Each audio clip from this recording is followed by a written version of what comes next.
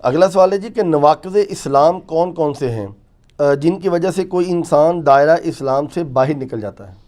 دائرہ اسلام سے باہر اسی وقت نکل جاتا ہے جب وہ اپنے مسلک سے باہر نکل جائے. سیدھی سی بات ہے, نواقض اسلام یہی ہیں. ویسے محمد عبد الوہاب صاحب کی کتاب بھی ہے نواقض اسلام, وہ انہوں نے لکھی ہوئی ہے, لیکن ظاہر ہے وہ ان کی انسانی کوشش ہے, اس میں تو بڑا انہوں نے غلو بھی کیا ہے.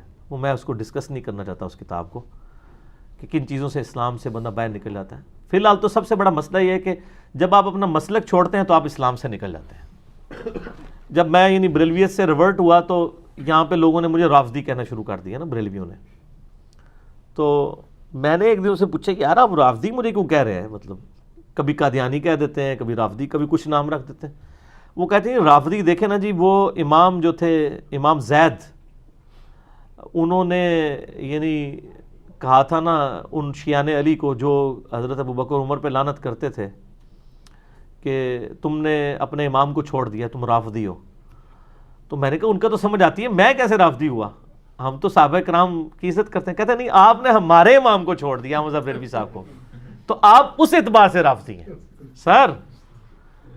تو سر ہمیں پھر فخر ہے اس کے اوپر کہ ہم ساروں کو چھوڑ کے نبی علیہ السلام کو اپنا امام مانتے ہیں الحمدللہ. تو آپ ہمیں رافضی کہیں گے, یعنی دیوبندی بھی کہیں گے رافضی ہے, بریلوی بھی کہیں گے رافضی ہے, اہل حدیث تو ویسے ہی بیچارے اور چکر میں پڑے ہوئے ہیں, وہ بھی کہہ دیں گے, اور اس حساب سے تو شیعہ بھی ہمیں رافضی کہیں گے, سارے کہیں گے. تو وہ یعنی لوگوں کی اپنی ایک مینٹیلٹی ہے, لوگوں کو کیا سمجھایا جائے. بس موٹی سی بات یہی ہے کہ جو آپ کے مسلک چھوڑ دے وہ اسلام سے خارج ہے. اور یہ میں مذاق کے طور پہ نہیں کہہ رہا, یہ بالکل جینون بات ہے.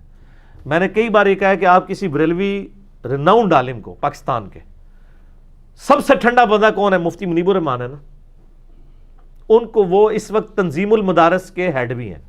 پاکستان میں 3 بڑے یعنی بورڈ ہیں علماء کے, جیسے یہاں پنڈی بورڈ اور وہ فیصل آباد بورڈ, یہ بورڈ بنے ہوئے نا, اس طرح جو علماء کے بورڈ ہیں وہ 3 ہیں. تنظیم المدارس بریلویوں کا ہے, اور وفاق المدارس دیوبندیوں کا ہے, اور ایک تیسرا ہے وفاق المدارس السلفیہ, وہ ہے ان کا اہل حدیث کا, اور ایک اہل تشیع کا بھی ہے. یہ 4 ہیں.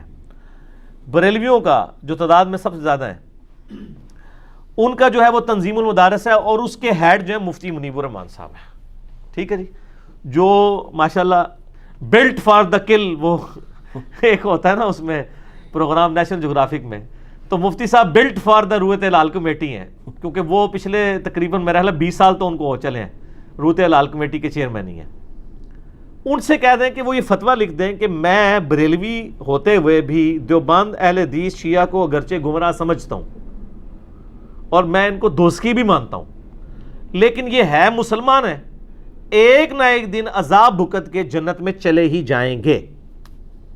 یہ اپنے یعنی مدرسے کے پیڈ کے اوپر لکھ کے نا اپنی مور کے ساتھ یہ دے دیں, کبھی بھی نہیں دیں گے. تو اس کا کیا مطلب ہے, وہ ان کو کافر سمجھتے ہیں, کیونکہ مسلمان نے تو ایک نہ ایک دن جنت میں چلے جانا ہے. یہ ہے نا عقیدہ قرآن و حدیث کی روشنی میں. تو ان کو کیا حرج ہے یہ کہہ دینا کہ جی بریلویوں کے علاوہ جتنے فرقے ہیں یہ گمراہ بھی ہیں, دوزخی بھی ہیں, کروڑوں سال دوزخ میں جلیں گے, لیکن آخر میں اللہ تعالیٰ ان کو اٹھا لے گا.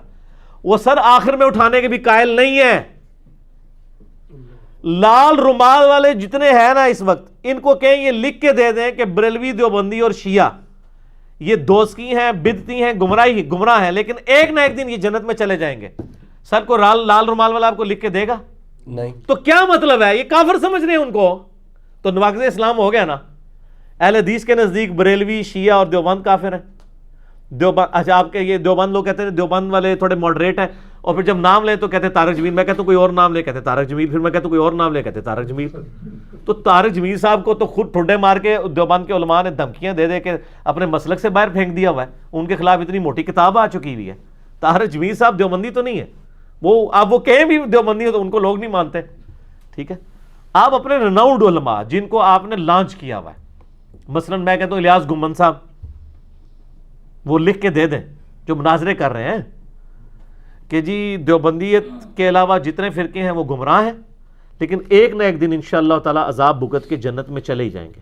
یہ لکھ دیں گے, نہیں. تو سر یہ گمراہ تو انہوں نے صرف آپ کے اوپر لیبل لگایا ہوا ہے, اصل میں اندر سے کافر کہہ رہے ہوتے ہیں. انڈیا پاکستان بنگلہ دیش میں اگر آپ کو گمراہ یا آپ کو بدتی کہہ رہا ہے تو اصل میں وہ کافر کہہ رہا ہے, لیکن وہ چونکہ قانون سے ڈرتا ہے اس لیے کافر کا لفظ نہیں بول رہا. تو نواقض اسلام آپ کو پتہ چل گیا. ہاں اب وہ نواقض اسلام بھی ڈسکس کر دیتے ہیں جو اللہ رسول کے نزدیک ہے. اللہ رسول کے نزدیک عز و جل و صلی اللہ علیہ وآلہ وسلم موٹا سا دین ہے. اللہ کو ایک ماننا, نبی علیہ السلام کو اللہ کا آخری پیغمبر ماننا, قرآن کو اللہ کی کتاب ماننا, مرنے کے بعد جی اٹھنے کے اوپر ایمان, فرشتوں پر, کتابوں پر یہ ایمان, اور ضروریات دین میں سے کسی کا انکار نہ کیا جائے. ضروریات دین کون سی ہیں؟ یعنی نماز فرض ہے, روزہ فرض ہے, وہ جو 5 چیزیں بخاری مسلم میں ہے کہ اسلام کی بنیاد 5 چیزوں پہ ہے.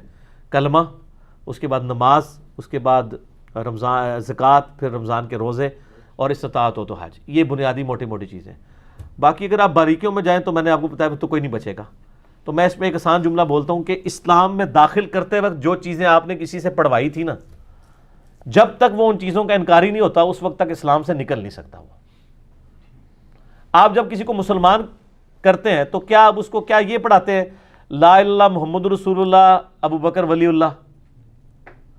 تو اب حضرت ابو بکر کا انکار کرنے سے وہ اسلام سے نہیں نکلے گا, یا عمر ولی اللہ, یا عثمان ولی اللہ, یا علی ولی اللہ, یہ تو نہیں پڑھواتے. ایون جو یہ پڑھتے ہیں وہ بھی کہتے ہیں نہیں جی یہ تو ہم ایک سلوگن کے طور پہ کلمہ لا الہ الا اللہ محمد رسول اللہ ہی ہے. نماز میں وہ بھی یہی پڑھ رہے ہوتے ہیں.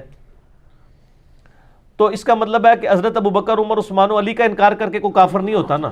تو باقی تو آپ کے مولوی تو کسی کھاتے میں نہیں ہے نا. اسلام میں داخل کرنے کے لیے اللہ, رسول, آخرت, قرآن کو ماننا ضروری ہے. اور آپ کسی بھی عالم سے جا کے پوچھیں جی اسلام کے قائد کیا ہیں, وہ کہیں گے جی 3 ہی قائد ہیں جی, عقیدہ, توحید, رسالت اور آخرت. اب توحید میں ابن تیمیہ علی توحید نہیں کہہ رہا. ابن تیمیہ نے جو توحید بیان کیا اس میں تو ابن تیمیہ بھی پاس نہیں ہوتا. میں نے اس کے کئی گمراہ کن عقائد اس کی کتابوں سے بتائے ہیں. ٹھیک ہے نا. توحید وہ جو اللہ نے قرآن میں حدیث میں بیان کی ہے, موٹی موٹی توحید, باریکیوں کا تو کوئی اینڈ ہی نہیں ہے نا. وہ تو پھر ٹائٹل صرف پیغمبروں کے لیے. حضرت ابراہیم کو کہا گیا وما کان من المشرکین. قرآن میں تو آیا کہ خواہش نفس کی پیروی بھی شرک ہے. افرأیت من اتخذ الہہ ہوا, اے نبی اس کو دیکھا جس نے اپنی خواہش نفس کو اپنا خدا بنا لیا. تو پاکستان تو پورے مشرک ہو جائے گا جو فجر کی نماز نہیں پڑھتا, بسترے پہ ہی رہتا ہے, خواہش نفس کی پیروی کر رہا ہے نا سر. ٹھیک ہے, بڑے بڑے مواعظ فارغ ہو جائیں گے. ٹھیک ہے, تو اس کا تو کوئی اینڈ ہی نہیں ہوگا. باقی علماء پہ اگر آپ جائیں گے تو ماشاءاللہ آپ کو بتایا نا کہ وہ تو اتنے نواقض اسلام آپ کو بتائیں گے کہ وہ تو اگر آپ کسی, یعنی پاکستان میں کروڑوں لوگ ایسے ہیں جن کے سامنے آپ یہ کہہ دینا کہ نبی علیہ السلام انسان تھے, تو آپ کے نزدیک وہ آپ ان کے نزدیک گستاخ رسول ہیں. گستاخ رسول کا مطلب کیا ہے؟ کافر نہیں سر, واجب القتل, مرتد. کافر چھوٹا لفظ ہے, یہ بڑا ہلکا لفظ ہے, مرتد. اور ایسا مرتد جس کی توبہ بھی قبول نہیں ہے, کیونکہ یہ کہتے ہیں کہ گستاخ رسول کی توبہ قبول نہیں ہوتی. یہ بھی ڈاکٹرائن آپ نے سمجھنی ہے. وہ کہتے ہیں اللہ کے گستاخ کی توبہ ہے, نبی کے گستاخ کی نہیں ہے. اچھا جی, تو جب جس ملک میں یہ حال ہو لوگوں کا, وہاں آپ کیا ایکسپیکٹ کریں گے نواقض اسلام؟ تو ٹھیک ہے, ہم تو ان تلخ رویوں کے خلاف یعنی شروع سے بول رہے ہیں, اور یعنی یہ اپنے لیے ہم یعنی اس ملک کو ہم جہنم بنا رہے ہیں اس حوالے سے کہ یہ علماء نے جس طرح کے تلخ رویے پبلک کے اندر پروپیگیٹ کر دیے نا, کفر و شرک کے اور گستاخانہ رسول کا فتویٰ لگانے کے, کسی بندے کو نہیں چھوڑتے, کوئی بات نہیں جانے دیتے. یعنی آپ اگر یہ کہہ دیں کہ نبی علیہ السلام فوت ہو چکے ہیں, ٹھیک ہے, وہ کہتے ہیں جی وہ نبی علیہ السلام کو یعنی موت آ گئی ہے, آپ یہ جملہ بول کے دیکھیں, وہ ماننے کے لیے تیار نہیں ہے. ہم نے خود ٹیسٹ کیا. ہم نے یعنی ایک بندے کے سامنے جو کٹر بریلوی تھا یہ بات رکھی کہ ایک شخص کہتا ہے کہ نبی علیہ السلام کو جب دفنایا جا رہا تھا تو اس وقت آپ کی زبان ہل رہی تھی اور آپ امتی امتی کہہ رہے تھے. اب یہ عشق رسول کی ایک جھوٹی سی بات انہوں نے مشہور کی ہوئی, حالانکہ کہیں موجود نہیں ہے. تو بتاؤ یہ عاشق رسول ہے یا وہ عاشق رسول ہے جو یہ کہے کہ جو محمد کی عبادت کرتا تھا وہ جان لے کہ محمد مر گئے ہیں, اور جو اللہ کی عبادت کرتا تھا وہ جان لے اللہ زندہ. وہ کہنا یہ دوسرا تو بہت بڑا بغیرت اور گستاخ رسول ہے. اس کو تو نہیں پتا نا کہ حضرت ابوبکر کا خطبہ ہے یہ بخاری میں, من کان یعبد محمدا فإن محمد قد مات. کیونکہ عشق کی جو ڈاکٹرائن پڑھائی ہے نا اس میں واقعی انتہائی گستاخانہ جملہ ہے. حضور کی میت کے اوپر حضور کے فضائل نہیں بیان ہو رہے، بلکہ کیا ہو رہا ہے کہ فوت ہو گئے ہیں، ان کی عبادت نہیں ہوتی تھی، اللہ کی عبادت کرو۔ سر کسی بھی دنیا کے بندے کی وفات کے اوپر اس کی تعریف کی جاتی ہے، اور نبی علیہ السلام کی تربیت کیا ہے کہ حضرت ابوبکر صدیق کیا کہہ رہے ہیں؟ پہلا خطبہ بخاری میں الفاظ یہ ہیں کہ جو کوئی محمد کی عبادت کرتا تھا جان لے کہ محمد فوت ہو گئے، اور جو اللہ کی عبادت کرتا تھا جان لے کہ اللہ تعالیٰ کو موت نہیں آئے گی، وہ زندہ ہے۔ مجھے بتائیں صحابہ میں کوئی حضور کی عبادت کرتا تھا؟ کوئی بھی نہیں۔ تو یہ ایک جعلی جملہ گھڑ کے بتانے کی ضرورت کیا تھی؟ اس لیے کہ جو بعد میں جعلی عاشقان رسول آنے تھے نا، ان کے منہ پہ ہم تھوپ سکیں کہ یہ نبی کی تربیت ہے۔ حضرت ابوبکر کو پتا تھا کہ پہلے انسانیت نے بہت بڑا رسک لیا ہے کہ آج اس وقت دنیا کا سب سے بڑا شرک ایک پیغمبر کے نام پہ ہو رہا ہے، کون؟ عیسیٰ ابن مریم، اور وہ شرک سامنے تھا۔ نبی علیہ السلام نے بھی دوسرا عیسیٰ ابن مریم بن جانا تھا اگر آپ تعلیمات نہ یہ دیتے۔ بخاری میں حدیث ہے، میری شان کو اس طرح بلند نہ کرنا جس طرح عیسائیوں نے اپنے نبی کو بڑھا دیا تھا، میں اللہ کا بندہ اور اس کا رسول ہوں، مجھے اللہ کا بندہ اور اس کا رسول کہنا۔ یار وہ اصحاب جو بخاری مسلم میں آتا ہے آپ کے وضو کا پانی نہیں گرنے دیتے تھے، آپ کا بلغم اپنے ہاتھوں پہ لے کے چہرے پہ ملتے تھے، آپ کا پسینہ خوشبو کے لیے استعمال کرتے تھے، آپ کے کرتے کا دھون استعمال کرتے تھے، آپ کے بال مبارک یعنی ایز اے تبرک رکھتے تھے، اتنی عقیدت رکھتے تھے۔ وہ اصحاب یہ کہہ رہے ہیں کہ محمد علیہ السلام فوت ہو چکے ہیں اور ان کی میت کے اوپر، اور ساتھ فیبریکیٹڈ جملہ بول رہے ہیں کہ جو کوئی محمد کی بات کرتا تھا جان لے کہ محمد فوت ہو چکے ہیں، حالانکہ کوئی بھی نہیں تھا کرتا، آج بھی کوئی نہیں کرتا۔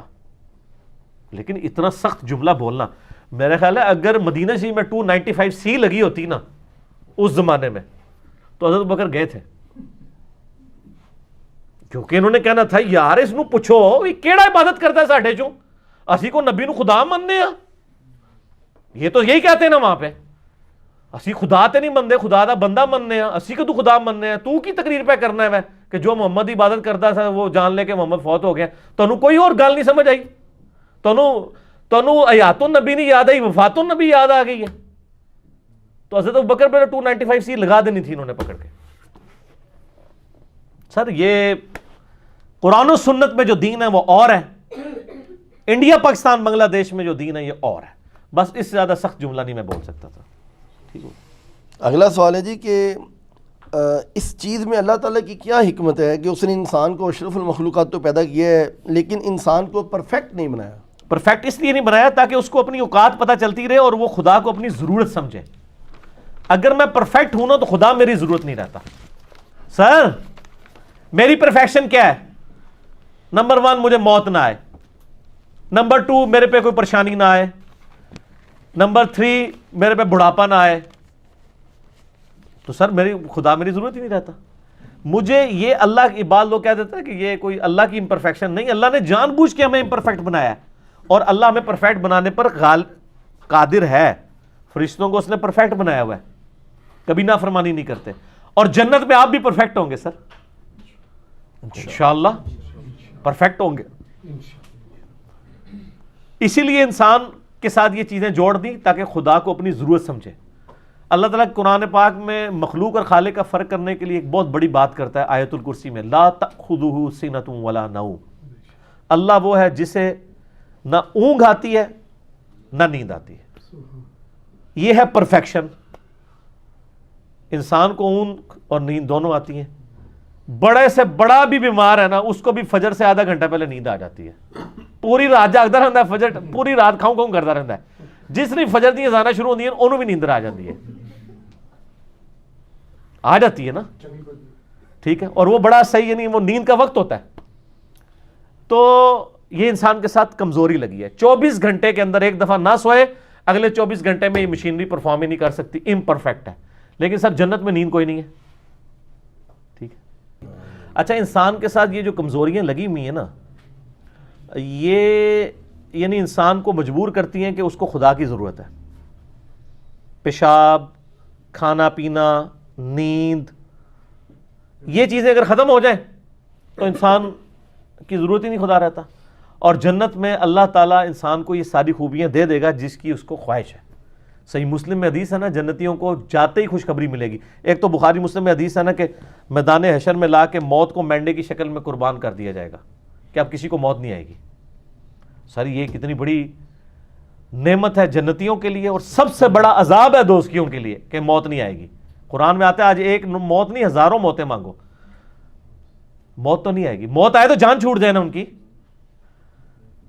تو اور مسلم میں آتا ہے کہ جنتیوں تمہیں مبارک ہو، آج کے بعد تمہیں موت نہیں آئے گی، ہمیشہ زندہ رہو گے، آج کے بعد بیمار نہیں پڑو گے، ہمیشہ تندرست رہو گے، آج کے بعد بوڑھے نہیں ہوگے، ہمیشہ جوان رہو گے، اور چوتھی چیز، آج کے بعد اللہ تم سے کبھی ناراض نہیں ہوگا۔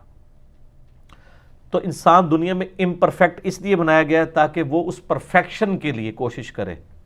امپرفیکٹ ہے نا، اپنی کمزوری جانتا ہے نا، تو پھر اس کو سمجھنا چاہیے مجھے کسی کی ضرورت ہے، میں خدا نہیں ہوں، میں مخلوق ہوں۔ اگر میں مر جاتا ہوں، میں بیمار ہو جاتا ہوں، میں نہ اپنے گردوں پہ کنٹرول رکھتا ہوں، نہ اپنے دل کے اوپر کنٹرول رکھتا ہوں، میں بوڑھا ہونے سے اپنے آپ کو نہیں روک سکتا، میرے بال سفید ہو جائیں میں ان کو کالا ہی نہیں کر سکتا، میری چمڑی لٹک جائے تو میں پلاسٹک سرجری بھی کرا لوں تو یہ باہر کی چمڑی کو تو اکٹھا کر لوں گا، جو اندر جو میری لائف پوری ہو چکی ہوئی ہے۔ آپ کو پتہ ہے ایک اندر بھی لائف چل رہی ہے۔